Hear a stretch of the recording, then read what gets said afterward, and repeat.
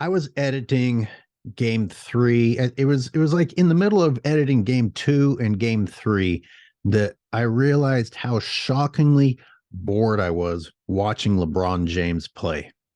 And yes, I'm a LeBron hater, but this is a legitimate observation because at this point in his career, his bread and butter is getting to the rim, points in the paint. But can't you make that entertaining? Because these were straight line layups. Straight line layups. Put your head down, get ahead of steam, let everybody get out of your way. I mean, there wasn't anything interesting. There wasn't high flying acrobatics floating from one side to the next, double clutching in the air because people are trying to block your shot from behind. It was a layup drill where the other team is afraid to guard you. Not because you're so good or so big, and he is big, but because they're not allowed to. How the fuck is that entertaining? I mean, people cheering for that are just looking at the points. They're like, if he gets enough layups, he's going to have this many points. And we get to continue to say, LeBron scored this many points in the playoffs. And then we have our argument for him being the GOAT. It's shitty basketball. It's boring. I was playing pickup ball the other day, and I usually just stay out of these conversations when they come up because kids are so goddamn stupid. And the LeBron Jordan thing was going on. And this kid says, why would I ever want a skinny Jordan when I could have this huge, muscular, 250-pound LeBron James? And I'm like, that's the point. You're missing the point entirely.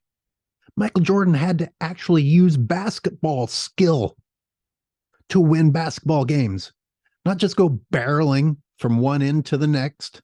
Jordan was smaller, and people, I mean, it's documented. They literally said, well, our game plan is if he comes into the paint, we're going to put him on his ass.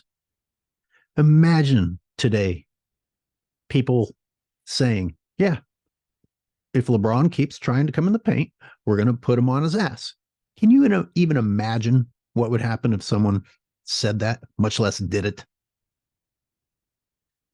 LeBron has all the size, he has the height, he has the weight, and you still are required to get out of his way so that he can get his 22 on the plays that he decides to actually participate in. I mean, the shit Michael did had you going, whether you were a fan of him or not. The fact that he was small, I mean, not small, but compared to LeBron, yeah, he had to go around. He had to do these crazy twists in the air. He had to do these great fakes and this float from one side to the next in order to get it done. He had to use actual grace, the flying motion, skills. Maybe if LeBron, after 20 fucking years in the league, could have developed an outside shot, God damn!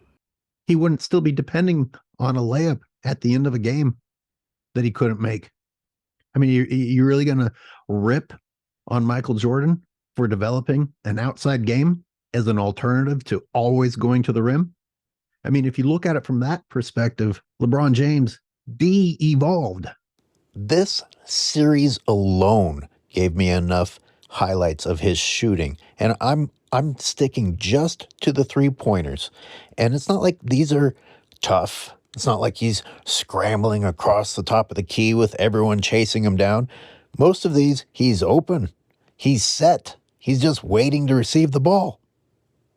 This is just from one series.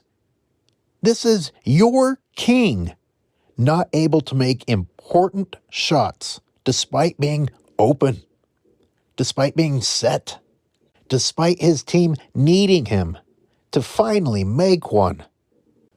All right, you sucked from out there long enough. Let's try layups again.